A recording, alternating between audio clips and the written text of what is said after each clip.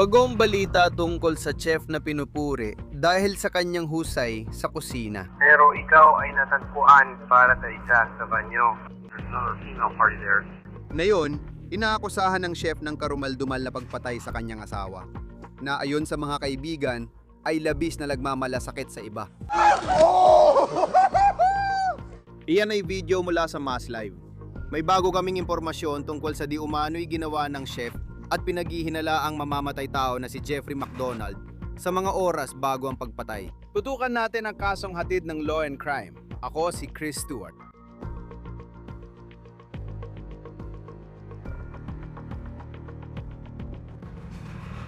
Kung hahanapin mo ang pangalan na Jeffrey McDonald at UMass bago ang Abril 22, malamang na makakakita ka ng maraming post na nagsasabing napakahusay niya bilang chef.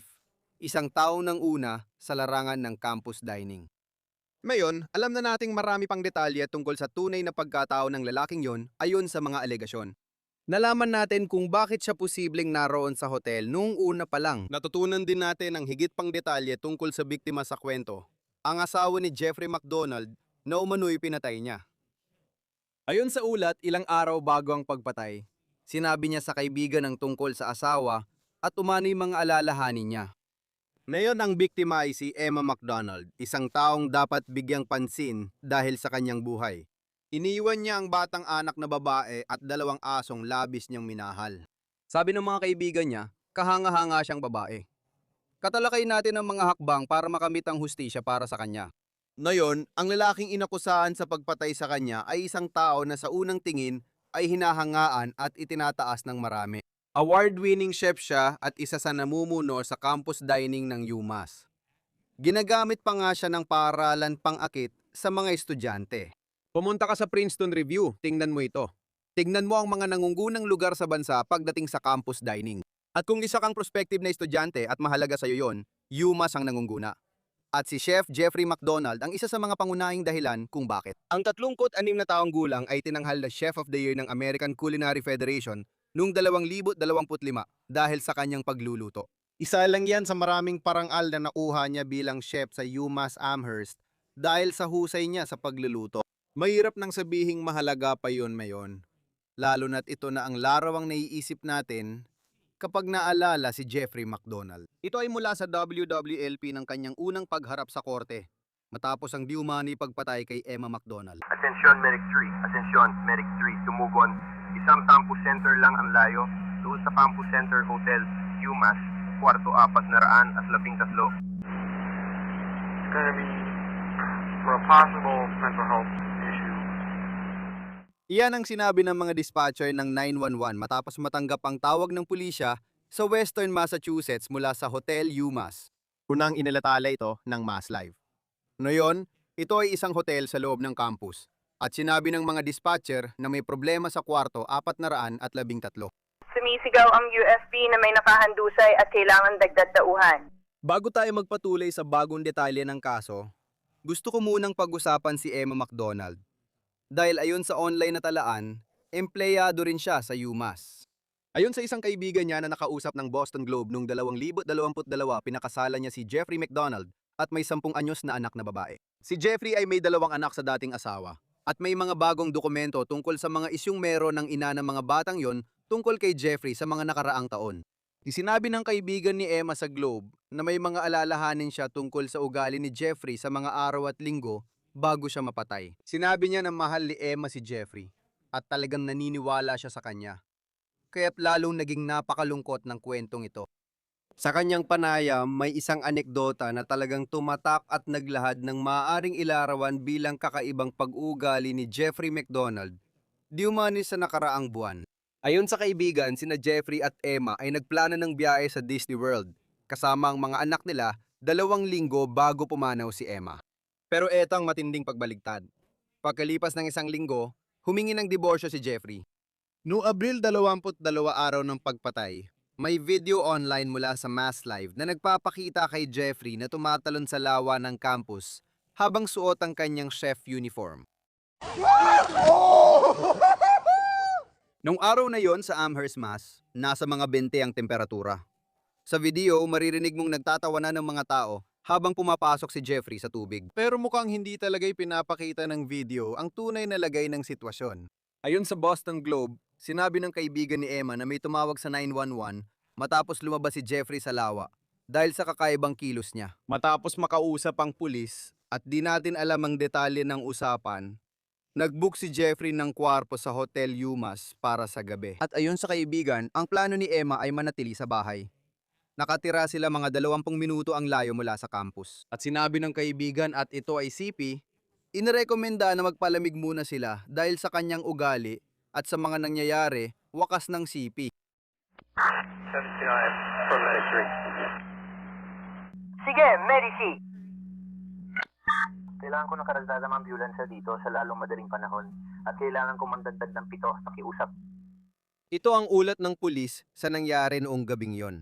Noong Miyerkules, Abril 22, 2026, bandang 7:42 ng gabi, ang mga opisyal mula sa UMass Amherst Police Department at mga bumbero, ang mga paramedic mula sa Amherst Fire Department ay ipinadala sa room 400 at 13 ng Hotel UMass sa One Campus Centerway, Amherst, Mass. Matapos tumawag sa 911 na naglalarawan ng isang emergency na nagaganap sa nasabing lugar. Dahil sa mga pangyayari, tumugon din ang mga opisyal mula sa Hadley Police Department upang tumulong. Ngayon, binanggit mo na ang maraming ahensya na tumutugon sa mga pangyayari sa ika-4 na palapag ng hotel na ito. Pagdating ng pulisyo sa kwarto 4, naraan at 13, sinalubong sila ng parehong lalaking nakangiti at may mga medalya sa lieg bilang mahusay na chef sa campus. Pero ang tao na kasalamuha raw nila ay kumikilos ng kakaiba kumpara sa taong akala ng komunidad na kilala nila. Ayun pa sa ulat at quote, pagdating ng mga pulis, nagkaroon ng marahas na komprontasyon sa pagitan nila at isang lalaki, si Jeffrey C. McDonald, kung saan si J. McDonald ay naghagis ng mga bagay sa direksyon ng mga pulis at ilang beses na sinuntok sa mukha ang isang pulis ng UMass. Hindi lang yon ang nadatnan ng unang rumespond. Pagpasok sa kwarto 400 at 13, natagpuan ng mga pulis ang isang babaeng patay na may malalalang sugat. Dahil sa tindi ng mga sugat ng babae, malinaw sa mga investigador na ang kanyang mga sugat ay dulot ng marahas na pag-atake. Ngayon, dito na naging mas nakakagulat ang kwento. Si J. McDonald ay inaresto at dinala sa UMass Amherst Police Department. Pagkatapos basahan ng kanyang Miranda rights. Inamin ni J. McDonald sa mga investigador na sinadya niyang bugbugin at patayin ang kanyang at tinanggal ang pangalan. Gamit ang kanyang mga kamay, paa, pati na rin ang iba't ibang matitigas na bagay. At layunin talaga niyang patayin siya sa ginawa niyang yon. Ayon sa pulisya, inamin ni Jeffrey McDonald na sinadya niyang bugbugin hanggang mamatay si Emma gamit ang mga kamay, paa, at matitigas na bagay. Ngayon, muli, kinabukasan, unang humarap sa korte si Jeffrey. At narito ito ayon sa WWLP. At sa maikling pagdinig na yon, hindi talaga siya nagpakita ng anumang emosyon sa kanyang muka. Naghain si McDonald ng not guilty na plea at hindi pinayagan magpiyansa bago ang Mayo 22 na pagdinig sa probable cause. Sasailalim din siya sa isang psych evaluation. Pag-uusapan ko yan kasama ang ating panauhin dito maya-maya lang dahil maaari talagang magkaroon ito ng malaking epekto sa kung paano tatakbo ang kasong ito. Pero mahalaga ring tandaan na hindi ito ang unang beses na nakakabahala ang di umano'y pag-uugali ni Jeffrey. Naitala na ito noon sa legal na sistema. Ito ang mga record na may kaugnayan sa kaso ng kustodya ng ina ng dalawa niyang anak. Nagsimula pa noong 2021. Nahanap namin ang mga ito sa Family and Probate Court sa Hampden County, Massachusetts. Noong Setyembre ng 2024, isinulat ng ina ng mga anak ni McDonald na gusto niyang baguhin ang kasunduan nila sa kustodya. Ayon sa kanya, ang mga bata ay naguulat ng berbal na pang-abuso mula sa kanilang ama. Kabilang ang pagsigaw, pagtawag sa kanila ng masasakit na salita, pagmumura, pagsaksi sa mapanlait na berbal na pang-abuso sa pagitan ng ama at madrasta. At kahapon ay iniulat din ang pisikal na pang-abuso. Iniulat ng panganay na anak na itinulak siya ng kanyang ama ng buong lakas sa isang mesa noong Lunes, 16 ng Setyembre, at ilang beses na siyang nasaktan sa muka. Palagi nang hinihiling ng mga bata na huwag bumalik sa bahay ng ama nila sa buong nakaraang 1 taon. Parehong sinabi ng 2 bata na pinagbawalan sila ng ama na ipagsabi sa ina ang pang-aabuso. At parehong silang natatakot na gantihan o abusuhin pa ng ama. 2 buwan matapos magsampa ang babae ng reklamong yon laban kay McDonald, Ibinasura ito ng hukom dahil wala ni isa sa kanila ang dumalo sa korte. Samahan kami ngayon upang talakayin ang kaso, kasama si Melba Pearson, abogado sa Civil Rights at Criminal Law at host ng Resident Legal Diva YouTube channel. Lagi ka namin ikinatutuwang makasama rito sa Law and Crime. Alam mo, mahirap talagang kasong ito ng umano'y domestic violence na kinasasangkutan ng kilalang tao sa komunidad. Ano ang masasabi mo tungkol sa mga paratang laban sa naging asal ni Jeffrey McDonald noong araw na nangyari ito? Pero kung babalikan ng mga nakaraang linggo, may tinatawag ng ilan na red flag sa kilos niya. Oo, kaya muli Chris, laging masaya ako makasama ka at sa totoo lang talagang napakasakit ng mga ganitong kaso. Laging tinatanong kung anong red flag ang hindi napansin o senyales na hindi nakita. Minsan meron, minsan wala. Sa mga linggo bago ito nangyari, siya, at sinasabi ko ito ng may pag-iingat at ipapaliwanag ko kung bakit, pero mukhang parang nagkakaroon siya ng mental breakdown based sa kakaiba niyang mga kilos. At tumalon siya sa isang nagyayalong lawa. Alam mo yon, kung ito man ay nangyari isang araw bago o sa umaga ng mismong pamamaslang. Kaya malinaw na parang may pinagdadaanan siyang mga isyong psikolohikal. Maaring hindi pa siya na-diagnose sa mental health disorder o baka dahil lang sa sobrang stress, kaya nag-breakdown. Sino ang nakakaalam? Gusto ko lang linawin ang isang bagay. Maaring totoo ang parehong bagay. May mental illness ka pero hindi ka nang aabuso.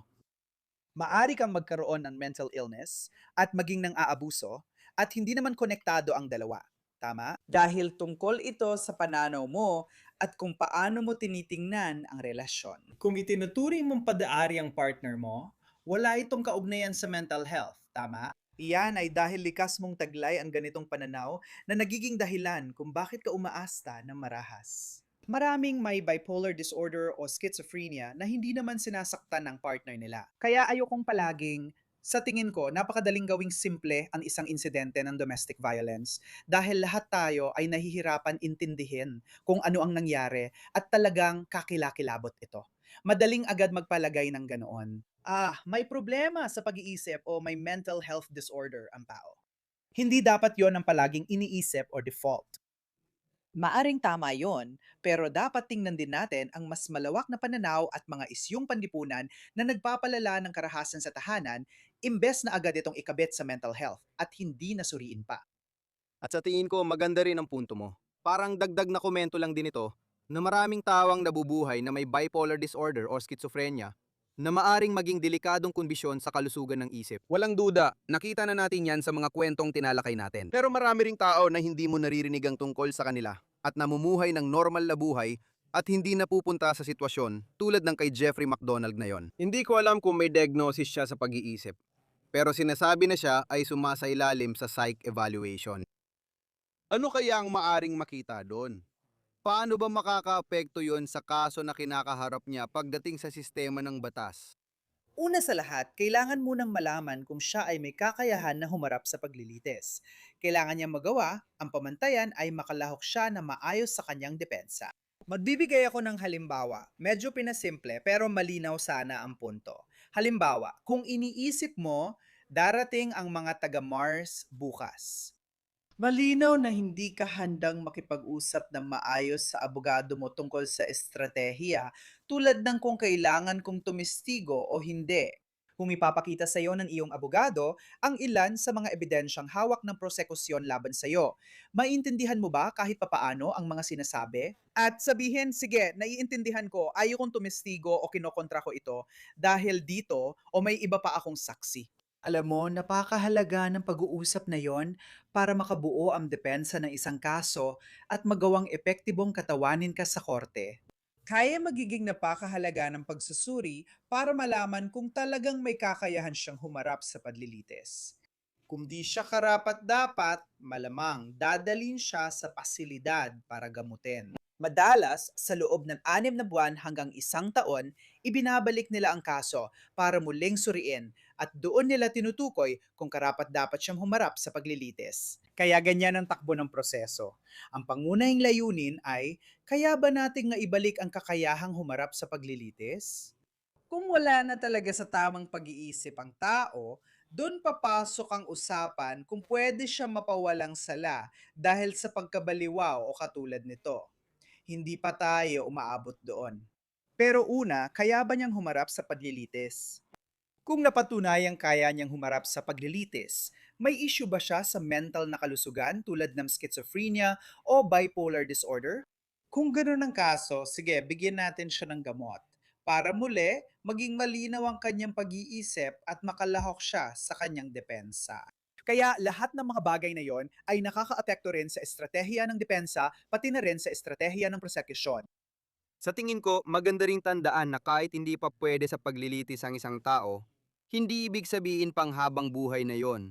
Pwedeng magbago pa. Hindi yon. Alam mo, kapag ang isang tao ay napatunayang walang sala dahil sa pagkabaliw, ibang-iba yon kumpara sa isang taong napatunayang hindi karapat-dapat humarap sa paglilitis. Tama. Kapag walang sala dahil sa kabaliwan, ibig sabihin malala na talaga ang kalagayan ng tao. Hindi mahalaga kahit bigyan mo sila ng gamot ng 6 na buwan, 1 taon o 2 taon, hindi sila agad babalik sa dati. Mas bihira rin ang mga kasong ganyan kaysa inaakala mo. Kaya kadalasan, ang mga tao ay naibabalik ang kakayahang humarap sa paglilitis dahil minsan may hindi pa nadidiagnose na mental health disorder. Kung ganoon, bigyan sila ng plano ng gamutan. Pagkalipas ng ilang buwan, bumabalik din sila sa dati nilang kalagayan.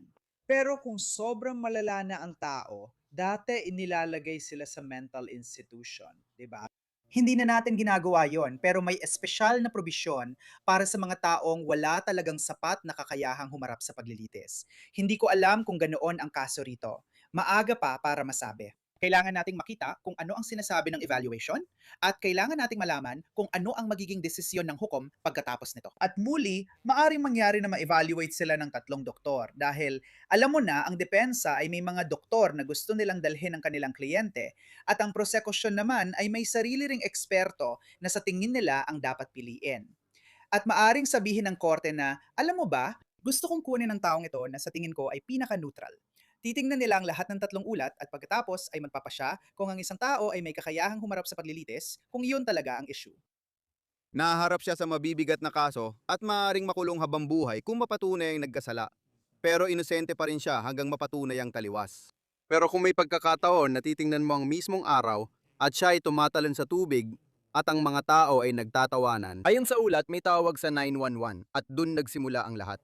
Nasa hotel siya dahil sabi ng pulis, kumuha ka muna ng kwarto dito ngayong gabi, magpahinga ka. Nandun pala si Emma. Kahit sabi ng kaibigan ay sa bahay lang siya. Tinawag ito ng pulis na panahon ng pagpapalamig ng ulo. At kaya maraming detalye sa bahaging yon na hindi pa nailalabas. Pero narinig mo yon at inilarawan ng isang tao bilang pabago-bagong kilos. Pero kung titingnan mo ang patay nitong mga nakaraang linggo, parang pupunta sila sa Disney ayon sa balita. Bigla niyang sinabi na gusto niyang makipaghiwalay at parang paano nga ba'y nahawakan ng legal na sistema kung sakaling may issue sa mental health sa sandaling yon. Pero may pattern din na maaring may domestic abuse at parang binubuo mo ang kaso. Paano binabalansi ng legal na sistema yon kung parehong totoo ang mga bagay na yon? Oo, kapag pinakinggan ng mga detalye, nakakabahala dahil kadalasan kabaligtaran ang nangyayari, madalas ang asawa ang humihingi ng diborsyo. At iyon ang nagtitrigger ng marahas na insidente.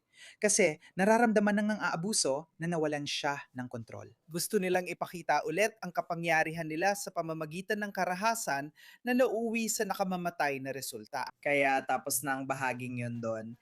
Pero tinitingnan ko rin ang isang posibleng nawalang pagkakataon. Kaya bawat estado may sariling bersyon ng sapilitang pagpapaospital. Sa Florida, kung saan ako nakabase, tawag dito ay Baker Act. Sa madaling salita, proseso ito kung saan pwedeng dalhin ng pulis ang tao sa kustodya, hindi sa kulungan. Pero sila ay kinukuha at dinadala sa ospital para sa 24 hanggang 48 oras na obserbasyon upang malaman kung, okay, may problema ba sa kalusugan ng pag-iisip ang taong ito? Kailangan ba nila ng gamot? Sige, pagkatapos, binibigyan sila ng referrals. Tama? Kailangan magpatingin sa psychiatrist o sumali sa programang naaayon sa sitwasyon. Pero para sa akin, yun ang tamang paraan para magkaroon ng cooling off. Dahil hindi naman siya galit, hindi sila naggalit, at wala silang away. Sige, pumunta ka dito at doon, magpakalma at huminga sa kagawin bukas. Tatalon ka sa isang napakalamig na lawa. Nagpapakita ka ng kakaibang mga kilos na maaring may kaugnayan sa isang krisis sa kalusugan ng pag-iisip. Kung ganon, dapat kinuha siya ng pulisya at basically ipinasok siya sa ospital ng sapilitan. At baka kasama pa rin natin siya ngayon. Hindi ito para sisihin ang mga pulis, pero may posibilidad na kung naipasok siya sa ospital, baka nakuha niya ang tulong na kailangan niya. Muli, kung ipagpapalagay nating mental health lang talaga ito, baka naiwasan sana ang isang nakamamatay na pangyayari. Oo, at ibang-iba talaga ang kaso. Alam mo, sinasabi ko yan, pero tingin ko naman naalala ng lahat ang kaso ni Gabby Petito kung saan si Brian Laundrie ay nauwi sa hotel. Siya ay naiwan sa RV na meron sila. At kalaunan, nagkita rin sila nung gabing yon. Alam mo, sa kasong ito, sinasabi ng kaibigan na si Emma McDonald ay babalik sa kanilang bahay at si Jeffrey McDonald naman ay mananatili sa hotel. Alam mo, magiging interesante ito. Alam ko na ayaw pang magkomento ng lokal na district attorney tungkol sa kahit anong may kinalaman dyan sa ngayon. Malungkot man, napag-uusapan natin ang mga kaso ng karahasan sa pamilya at domestic violence. Pati ang mga kwentong naibalita na natin ng madalas. May isang linyang tumatak sa akin na sinabi ng kaibigan niya sa Boston Globe na mahal ni Emma siya at naniwala siya sa kanya. Siya yung lagi nababanggit ko. Dati ako nagtrabaho sa Western Mass. Sobrang seryoso ng Yuma sa campus dining. Ginamit nila ito para makakit ng estudyante at naging simbolo siya noon. Makikita mo rin kung bakit siya ang tipo ng taong mapagkakatiwalaan. Sa ilang kaso ng domestic violence, sa tingin ko, para na rin sa awareness, ano napapansin mo? Lagi tayong nagfo-focus sa masama dahil sa nangyari. Pero yung mga magagandang sandali rin sa pagitan at kung paano, parang hindi lang ito basta-basta masamang relasyon na tuloy-tuloy lang ang sama. Madalas nakikita natin yung toxic na side ng mga bagay na mukhang okay. Tulad ng pagplano ng biyahe sa Disney. Tapos biglang may mangyayaring sisira ng lahat. Parang at sa pagkakataong ito, di umano gusto na niya makipag-divorce, makalipas lang ang 1 linggo. Mahirap talagang intindihin. Oo, pero mula lang sa kakaunting detalye na meron tayo dahil hindi natin alam ang buong kwento, pero yung ugali na yon ay parang talagang tugma sa isang tao na kung bipolar man o kung ano pa man, dumadaan sila sa mga alon at taas-baba ng emosyon. At sobrang hirap makipagrelasyon sa isang tao na may pinagdadaanan sa mental health, lalo na kung hindi pa ito nadadiagnose at wala pa silang treatment plan. Kaya araw-araw mong kinokontrol ang sarili mo. Hindi mo rin alam kung sino ang makakasama mong gigising, di ba? Kasi ngayon, okay sila, tapos bukas iba na naman or kahit sa bawat sandali, 'di ba? Kaya lahat ng 'yan nagiging sobrang mahirap. Pero gayon pa man, ang madalas nakakalimutan ng mga tao tungkol sa mga relasyon na may domestic violence o intimate partner violence, hindi naman ibig sabihin na may marahas na pangyayari araw-araw. Sa ilang kaso, oo, pero sa pangkalahatan, maaaring may mangyari ngayon. Merong pasensya na, may buong cycle, ganito at ganyan. Maaring walang mangyaring insidente ulit sa loob ng 3 buwan.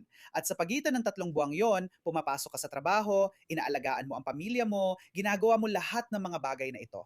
At hindi mo naman palaging sinasabi sa mga tao, Diyos ko, ganito ang asawa ko, ganito ang partner ko, ganito ang misis ko, or kung ano pa man, namumuhay ka lang ng normal. Kaya minsan, iniisip ng iba na araw-araw ay puro masama, marahas, nakakabaliw na sitwasyon. Kadalasan, hindi kakayanin ng tao yon sa mental na aspeto dahil sobrang bigat.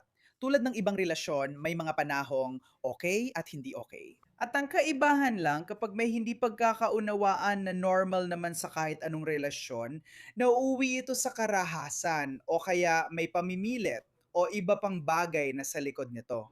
Gusto ko lang ipaalala yon sa mga tao. At minsan, wala talagang palatandaan. Minsan, sobrang pribado ng mga tao. At paglabas nila ng bahay, wala silang pasa sa mata. Wala silang bali sa buto, pero maaring hindi nila makontrol ang pera o makalabas kasama ang kaibigan o makita ang pamilya nang walang problema. Iba-iba ang paraan ng paglabas nito at hindi ito palaging nakikita ng lahat. Kaya gusto ko lang magpadala ng mensahe ng pagdamay sa mga apektado nito dahil muli at nakakalungkot, alam ko ito mismo sa maraming paraan. At hindi lang bilang isang taga-usig, pinagdadaanan mo at paulit-ulit mong iniisip ang mga nangyari.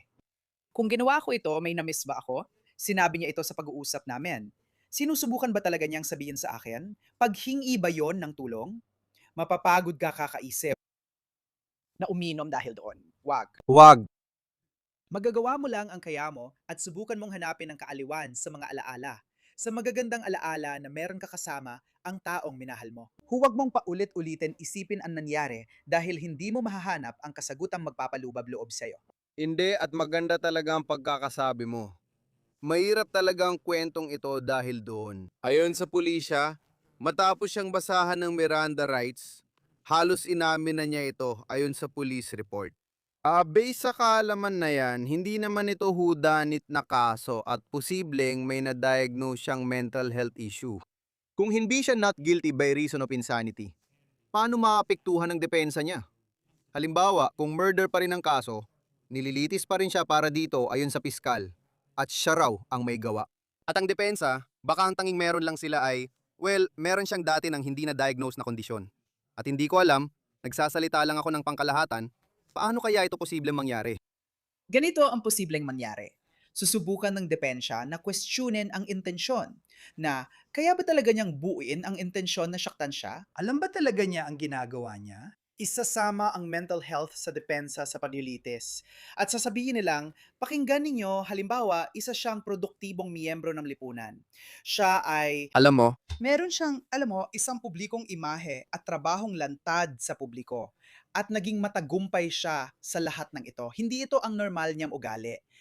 Ito ay isang panandaliang paglihis, hihingi siya ng tulong, ato ba po. Hindi ko alam paano tatanggapin ng hurado. kasi kung hindi ito parang not guilty by reason of insanity na sitwasyon, kung hindi umaabot sa ganong antas, ano pang meron ka bukod doon? Parang wala masyado. Ginagarantiya ng konstitusyon na may depensa ka, pero hindi nito sinisiguro na mananalo ka. Gagawin ng abogado ng depensa ang lahat gamit ang totoong ebidensya. Hindi sila pwedeng mag-imbento. Sa tingin ko, matatapos ito sa plea bargain. Dahil ano pang ipaglalaban sa trial kung may pag-amin na? Alam mo na, ang medical examiner at coroner ay babalik at sasabihing homicide ito. Meron kang ebidensya mula sa hotel room, mga kaibigan, at saksi sa kakaibang ugali, pati video niya na tumalon sa lawa. Hindi ko nakikita ang sitwasyon na makakapunta siya sa trial at mananalo pa. Kaya nakikita ko malamang na matatapos ito sa isang plea bargain. Oo, at titingnan natin kung anong susunod na mangyayari. Walang duda, talagang napakalungkot ng kwentong ito. Alam ko na kahapon habang nare-record ito, nagdaos ng vigil sa UMass para kay Emma McDonald, isang minamahal na miyembro ng komunidad at inang nag-iwan ng anak. Nakakalungkot talaga, Melba Pearson. Salamat sa oras at sa pagsama mo sa amin gaya ng dati. Siya ang host ng Resident Legal Diva YouTube channel. Lagi masaya makasama ka rito sa Law and Crime. Salamat sa pagdalo. Salamat, Chris. Nadaos ng vigil sa UMass campus bilang pag-alala kay Emma, na dati ring nagtrabaho roon. May GoFundMe na nangangalap ng pera para sa 10 taong gulang niyang anak na babae at nakalikom na ng mahigit $20,000. Bago tayo magtapos, nais kong banggitin ang isang mahalagang mapagkukunan tungkol sa domestic violence. At pinaniniwala ang may kinalaman dito ang domestic violence. Kung ikaw o may kakilala kang maaring biktima ng domestic violence, maaari kang tumawag sa National Domestic Violence Hotline sa 1800-788 SAFE o mag-text ng START sa 88788 at maaari kang manatiling anonymous. At ang linyang ito ay may mga tauhan na handang tumulong 24 na oras sa isang araw, 7 araw sa isang linggo. Iyan ang pagtatapos ng On The Case mula Law and Crime. Mag-subscribe sa YouTube at Spotify at nakastream kami sa Peacock. Ako si Chris Stewart, hanggang sa muli.